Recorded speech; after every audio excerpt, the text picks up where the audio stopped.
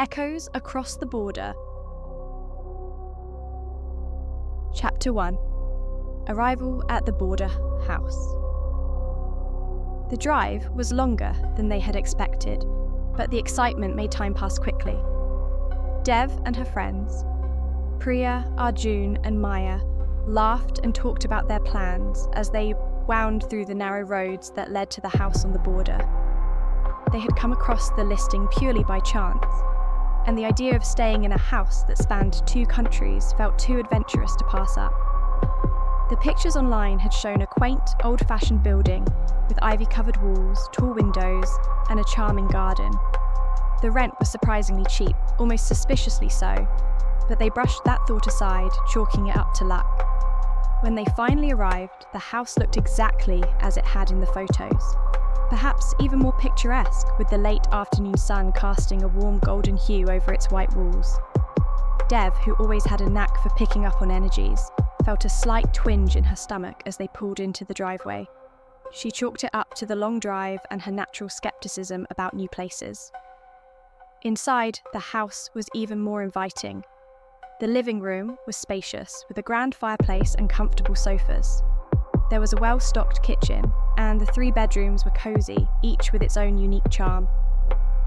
As they explored the space, a map on the hallway wall caught Dev's eye, marked with a dotted line running right through the centre of the house. It was the border, dividing 2 countries but leaving the house in both. Dev found the idea amusing, but she couldn't shake off a nagging feeling that something was off. "We have to pick our rooms," Priya announced with excitement.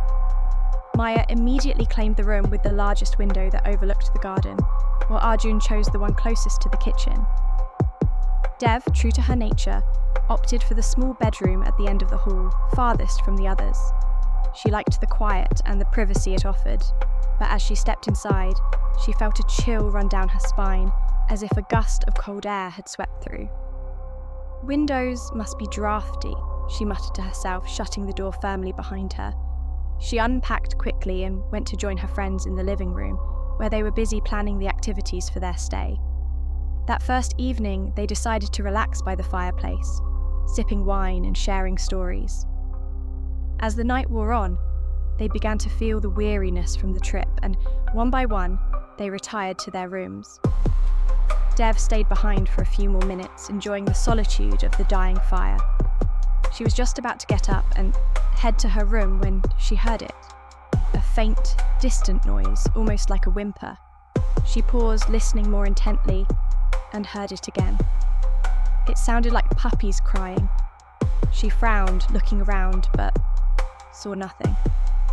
"Must be the wind," she told herself, though she wasn't entirely convinced. Back in her room, Dev tried to brush the sound from her mind. She switched off the lights and climbed into bed, hoping to fall asleep quickly. But the sound returned, louder this time, more insistent. She pulled the covers over her head, trying to block it out. The sound persisted, growing stranger, shifting from howling to what seemed like low, muffled laughter. Her heart started to race and she felt a chill, not from the cold, but from something else, something she couldn't explain. Unable to ignore it any longer, she sat up and listened carefully. The noise stopped abruptly, as if it knew she was paying attention. She lay back down, her pulse still quickening, and tried to convince herself it was just her imagination. But even as she drifted off, a feeling of unease settled deep within her. The house was quiet again, but Dev couldn't help but feel it was watching, waiting for something. She knew the coming nights would not be so easily dismissed. Chapter 2. Unraveling Secrets. The following morning, the house seemed to have shed its eerie air. Sunlight streamed through the windows, filling the rooms with a warm glow, and the garden outside was alive with birdsong. Over breakfast, Dev decided not to mention the strange noises she'd heard. Maybe it was just her imagination, amplified by the excitement and fatigue of the journey. Her friends seemed cheerful and relaxed, and she didn't want to ruin the mood. They spent the day exploring the nearby village, a quaint place with cobblestone streets and friendly locals who greeted them with curious smiles. They visited the small marketplace, sampled some local delicacies, and even ventured into the woods behind the house for a short hike. As the sun began to set, they returned to the house, tired but content, ready to spend another quiet evening by the fire. Yet as they crossed the threshold, Dev felt a subtle shift in the air, like the house had exhaled a breath it had been holding all day.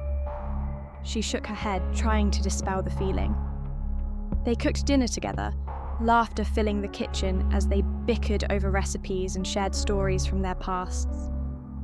But as the evening wore on, Dev felt herself growing increasingly tense. After dinner, the group moved to the living room, hoping for another relaxing night by the fire. But the room felt colder than it had the night before. And despite the roaring fire, the chill seemed to seep into their bones. They huddled closer together, and for a moment, Dev thought she saw a shadow move across the wall, just out of the corner of her eye. She turned quickly, but there was nothing there. "Everything okay, Dev?" Arjun asked, noticing her startled expression. Yeah, I'm fine," she replied, forcing a smile. "Just tired, I guess." But the truth was, she wasn't fine. The unsettling feeling had returned, stronger than ever. As the clock ticked towards midnight, they decided to call it a night. Dev hesitated, unsure if she wanted to return to her room. She glanced at her friends, wondering if she should tell them about the noises, but decided against it. They'd just laugh it off, and she wasn't in the mood to be teased. Back in her room, Dev lay awake, staring at the ceiling. The house was quiet. Too quiet. She found herself holding her breath, waiting for something to happen. And then it did. A low, distant hum, almost like a whisper, began to fill the air. She sat up, straining to hear. The whisper grew louder, turning into a chant in a language she couldn't understand. Her skin prickled with goosebumps, and she felt the air grow colder, the temperature dropping so rapidly that she could see her breath in the dim light. Dev stood up, feeling an inexplicable urge to look in the mirror. She took a deep breath, turned slowly, and froze. The face of the ghostly woman was there again, clearer this time, her eyes wide and filled with sorrow. Her mouth moved as if she were trying to speak, but no sound came out. Dev's heart pounded in her chest as she stared into the spectral eyes that seemed to plead with her. "What do you want?" Dev whispered, her voice trembling. The woman's expression shifted, her mouth forming a single word that echoed in Dev's mind. "Help." Before she could react, the door to her room slammed shut with a deafening bang. She jumped, her heart racing, and tried to open it, but it wouldn't budge. Panic set in as she pounded on the door, calling out for her friends. The whispering chant grew louder, surrounding her, filling the room with a chilling, oppressive presence. On the other side of the door, Priya, Arjun, and Maya heard the banging and rushed to Dev's room. They found the door stuck, the handle icy cold to the touch. "Dev, are you okay?" Priya shouted, trying to force the door open. There was no response, only the muffled sound of chanting. Suddenly, the door flew open and they stumbled inside. Dev was standing in the middle of the room, pale and shaking, her eyes wide with terror. The temperature in the room was freezing, and they could see their breath hanging in the air. "Dev, what happened?" Maya asked, wrapping a blanket around her shoulders. There's something in this house," Dev whispered, her voice barely audible. "I saw her again. The woman in the mirror. She said help." Her friends exchanged worried glances. "Maybe we should leave," Arjun suggested, his voice filled with concern. "Something isn't right here." "No," Dev said, surprising herself with her determination. "Not yet. I think she's trying to tell us something. We need to find out what happened here. Why this house feels so wrong." Reluctantly, her friends agreed. The mystery of the haunted house had taken a chilling turn, and they knew they had to uncover its secrets before it was too late. They decided to search the house for clues, to find out who the ghostly woman was and why she seemed so desperate for their help. As they prepared for their search, none of them noticed the old diary that had appeared on the desk in Dev's room, its pages fluttering in a non-existent breeze, waiting to reveal the secrets hidden within its fragile yellowed pages. Chapter 3: The House That Moves. Dev picked up the old diary, her hands trembling slightly. The leather cover was cracked and worn, its edges frayed as if it had been handled countless times. As she opened it, a rush of cold air escaped from between the pages, making the candles in the room flicker. The first few pages were blank, but as she turned further, faint writing began to appear, like invisible ink slowly revealing itself in the dim light. "What is it?" Priya asked, peering over Dev's shoulder. "It's a diary, but I don't know whose," Dev replied, her voice hushed. She skimmed through the pages, noticing the handwriting was uneven, as if written in haste or fear. The entries were dated over a century ago. "Read it aloud," Arjun suggested, his voice tense with anticipation. Dev took a deep breath and began to read. April 17th. The house is changing. I feel it in the walls, in the floorboards that creak at night, with footsteps that are not mine. Every night I hear the laughter. First the children, then a woman. She cries, she pleads, but I cannot find her. I am afraid. The house will not let me leave." A chill settled over the room as Dev continued. Each entry grew more frantic, the writing more erratic. The diary spoke of a family that had lived in the house, of a woman named Eleanor and her 2 young children. The father had left for war and never returned, leaving Eleanor alone with her growing fears. As the days went on, she became convinced the house was alive, feeding off her dread. May 5th. The children are gone.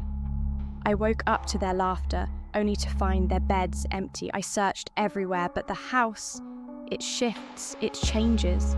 The rooms are not where they should be. I hear them, but I cannot reach them. I fear I never will. Dev's voice wavered, but she forced herself to continue, feeling an urgent need to understand the woman's plight. May 10th. I see her in the mirror now, every night.